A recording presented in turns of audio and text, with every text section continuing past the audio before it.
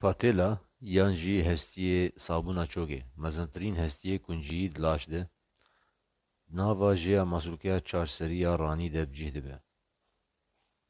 Tişeyeke sêgoşeyî binkeya wê ber bi jor e, lûtkeya wê ber bi jêr e.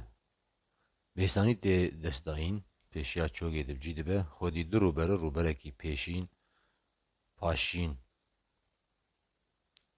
binke, lûtke û du qiraq. Qirağa rexekî û qirağa navînî.